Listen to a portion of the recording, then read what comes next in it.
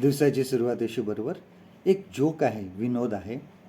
आपण हा नेहमी निवडणुकीच्या काळामध्ये बऱ्याचदा ऐकतो. अ, बऱ्याचदा कधीतरी व्हॉट्सअपवर तुम्ही तो वाचला देखील असेल, की एक नेता निवडणुकीमध्ये उभा असतो आणि तो भाषण करत असताना सांगतो, की जर तुम्ही मला निवडून दिलं,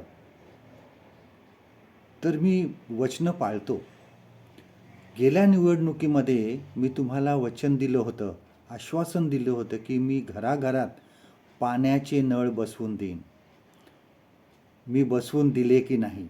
आणि सगळे लोक सांगतात, हो बसवून दिलं, पण त्याच्यातून पाणीच येत नाही.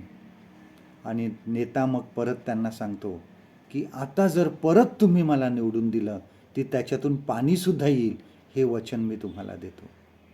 आणि आपल्याला ह्या जगिक काय घडतं आपल्या जगामध्ये ह्याचा थोडासा ह्या जोकवरून आपल्याला समजलं असेल.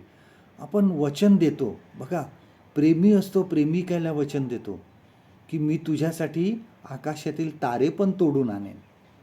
पण तेच लग्न झाल्यावर कामावरून येताना 1 किलो कांदे आणा असं जर सांगितलं तर आपल्याला जमत नाही.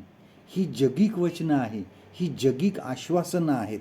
परंतु परमेश्वर देव आम्हाला जे सांगतो, आश्वासन देतो, ते देव पूर्ण करतो. त्याची वचनं कधीही खोटी ठरत नाही. बघा, परमेश्वराने आपण म्हणतो, की मोशेला देवाने सांगितलं, की मी इस्रायल लोकांना दास्यातून बाहेर काढेन, त्यांना वचनदत्त देशामध्ये नेईन, त्यांना दुधामधाच्या देशात नेईन.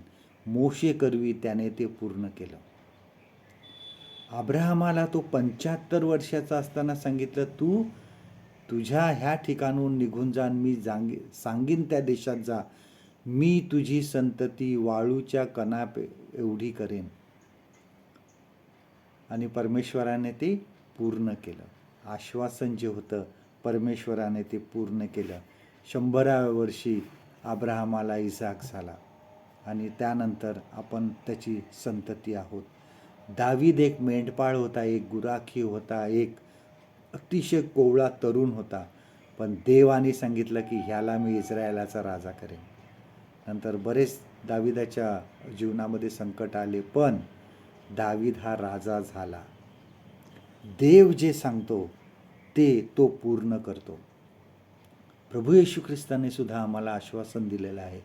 प्रभू येशू ख्रिस्ताने सुद्धा आम्हाला वचन दिलेलं आहे, की मी जाईन, परंतु मी परत येणार आहे आणि मी तुम्हा सर्वांना घेऊन परत जाणार आहे, कारण जेथे मी असावे तेथे तुम्हीही असावे. प्रभू येशू ख्रिस्ताने हे आपल्याला वचन दिलेलं आहे. आपण आज कशा प्रकारे त्याला प्रतिसाद देत आहोत?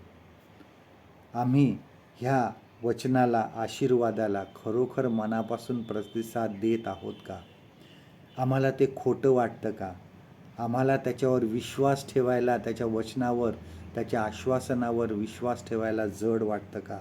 पण लक्षात ठेवा, की देव तुम्हाला कधीही सोडत नाही आणि तुमच्या जीवनात जे वचन आहे, जे आश्वासन तुम्हाला दिलेलं आहे, ते तो पूर्ण करणारच.